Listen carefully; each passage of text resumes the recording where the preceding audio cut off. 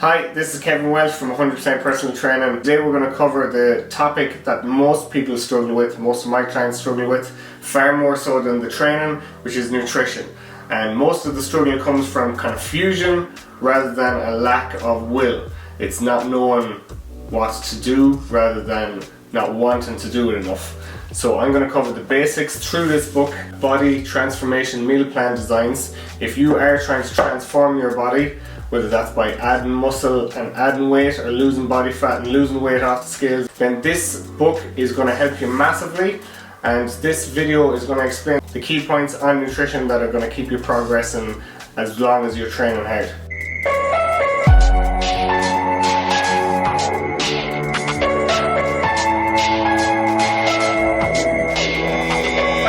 This is the second book I'm covering from Nick Mitchell, who's owner and founder of Ultimate Performance, probably the most well-known body transformation gyms in the world, a gym that I take a huge amount of inspiration from. So he covers in this book the meal plans and the nutrition that the personal trainers at Ultimate Performance use. One of the most common questions I get from my clients and from people just contacting the page in general is, what do I eat? What should I eat? This book will help you answer all those questions. The approach that I take with my clients, and he outlines this in the book, is something called flexible dieting, which gets rid of an awful lot of the headaches around nutrition and around sticking to a nutrition plan long term. So what is flexible dieting?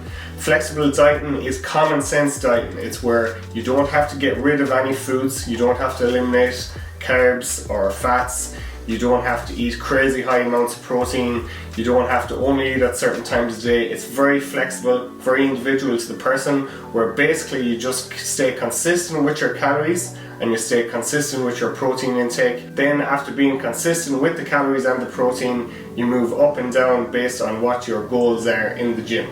This book gives you exact calculators on how to calculate your macros based on your body weight and your percentage body fat, how to get those exact figures. It also gives you the all-important recipes. So I eat the same foods more or less every single day. That's not what most people are into.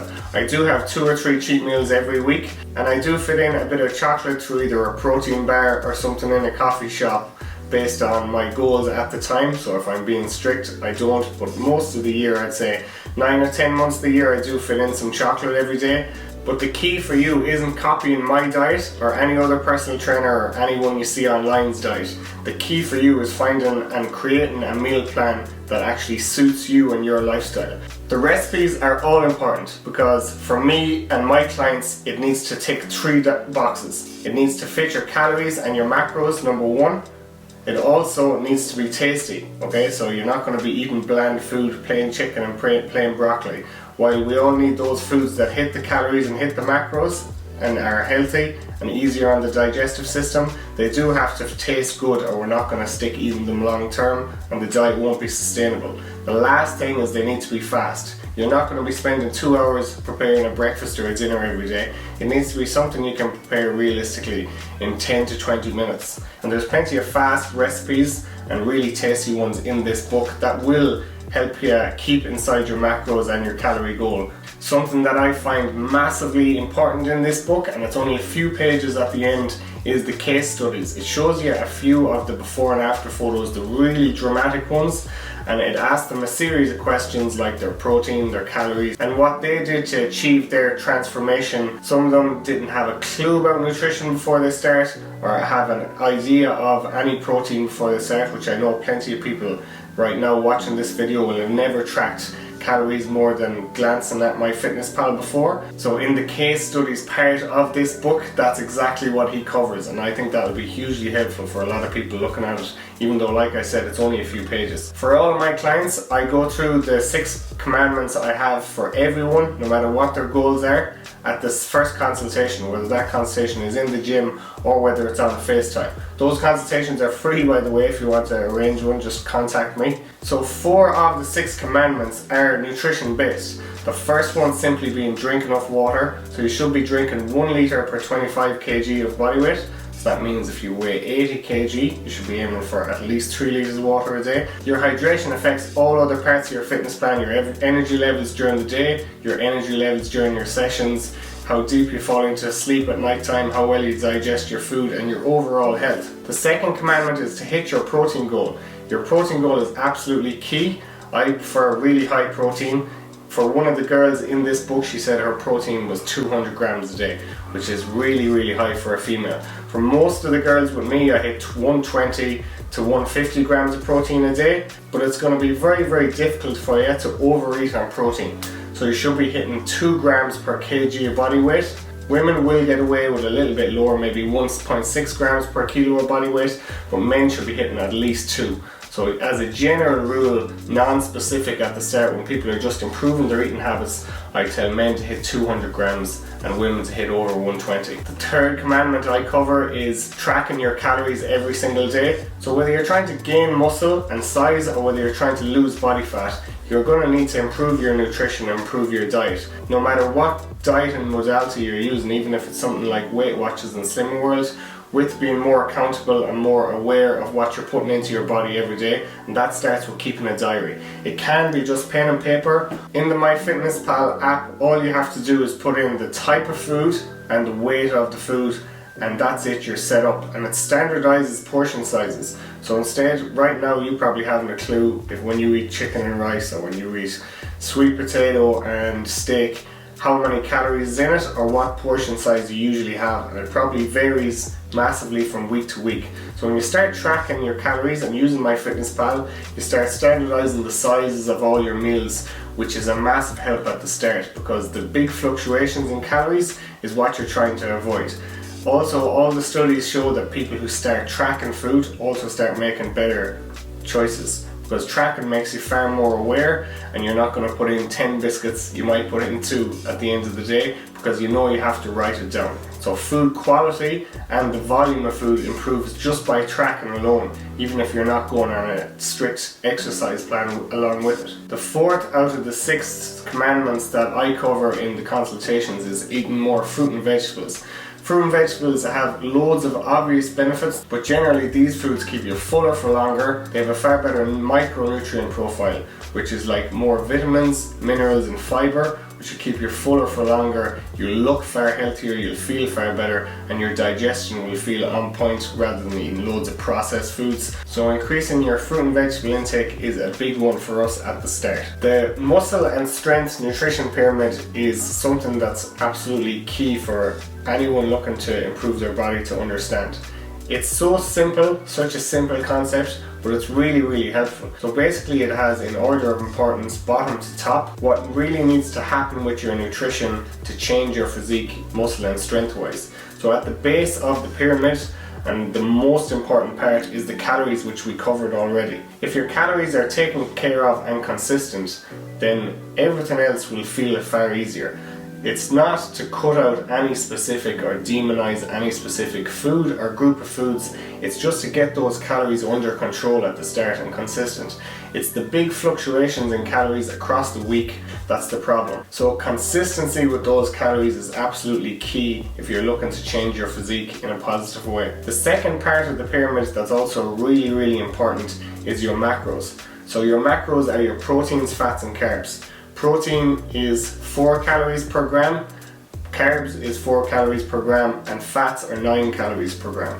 So all the studies show that someone who's eating a higher protein diet, so let's say for example someone's eating 2,000 calories, and 2 different people, one is eating 100 grams of protein in the 2,000 calories, the other is eating 200 grams per 2,000 calories. The person who's eating higher protein will get leaner faster, will grow muscle faster, will recover faster between sessions, along with all the health benefits like better hormones, improved sleep, more concentration and focus during the day, and better mood and energy levels. After your calories are being kept consistent and your protein intake is very consistent also, it doesn't really matter if some days are higher carbs and lower fats or some days are higher fats and lower carbs, just as long as the calories and proteins remain consistent. After macronutrients, and slightly less important but still important, is micronutrients.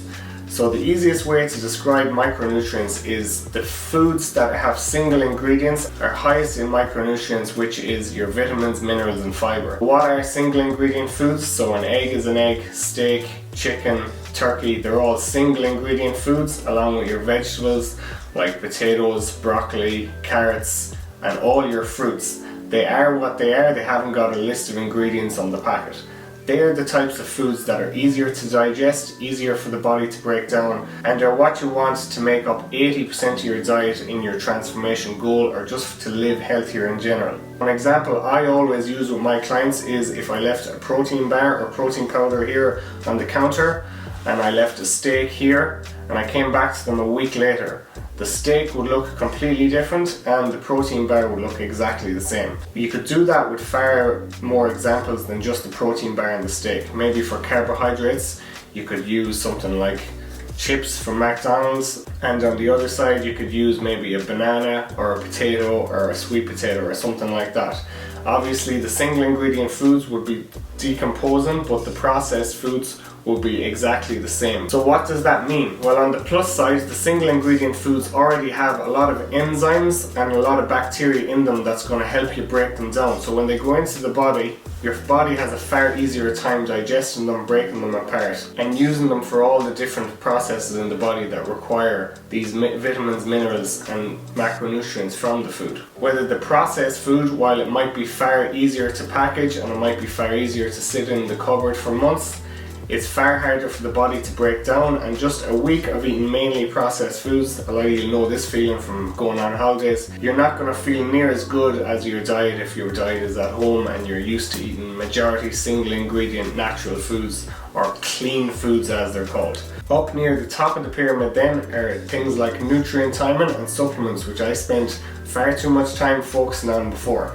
So nutrient timing first is quite important for certain people, but far less important in the grand scheme of your plan for body transformation or strength and muscle improvement. Intermittent fasting is a good example. So a lot of people like to think or propose that it has magical fat loss benefits. It doesn't, but just by closing the window that you eat in, you're going to be far less likely to consume excessive calories and gain more body fat. That's why it works so well for certain people. As a general rule, if it's raising stress levels too high, if you're not eating for long periods and you're drinking a lot of coffee, then your stress levels are going to be very high, and it could just promote muscle loss, fatigue and anxiousness. So I wouldn't be mad on intermittent fasting, especially for beginners, unless you have really good control of your macronutrients and your calorie intake already. Apart from that, with nutrient timing, just focus on whatever time of day you like eating certain foods, just eat them on that. Try and have protein as early in the day as possible, as it will lower stress levels and keep your mood and your concentration and focus for far more sustained throughout the day than eating a heavy carbohydrate based breakfast. But there's no bad times to eat carbohydrates or protein, especially if you're a beginner to all this and you're just looking to improve your diet generally this year. And the last thing at the top of the pyramid is supplements, which I spend very little time talking about to beginners. I have a cabinet full of supplements downstairs, and I have, I think, for 10 years now. So I would definitely promote supplements, and I think they can massively improve your health in a lot of different ways, but I wouldn't promote them at all to people new to this, especially if someone doesn't know the basics of how much calories they're eating on a day-to-day and week-to-week basis, along with what their protein intake is. Get that stuff taken care of first, along with your water intake, and then you can start thinking about what supplements to take afterwards. But only if you're getting everything else right would I start adding supplements. So that's me signing off. This is an excellent book. It's got recipes, it's got an explanation of flexible dieting, it's got plenty of case studies and examples of how people have changed their physiques dramatically in the past, what changes they make. And if you read it, you'll have a far better understanding of what you need to do. And along with that question that I get all the time is, what should I eat? It'll make you understand what you actually should eat and what actually matters in your diet. Thanks for watching. The next video is going to be on the competition. I'm going to be giving away the 4 books I've covered on this YouTube channel so far, this one included, and a pair of Jordans and some gym equipment. So all you'll have to do is subscribe to the YouTube channel and do some things on Instagram if you want to enter that. And the details on that will go up next week. Again, thanks for watching. Don't forget to subscribe if you're watching this on YouTube, and I'll talk to you again next week.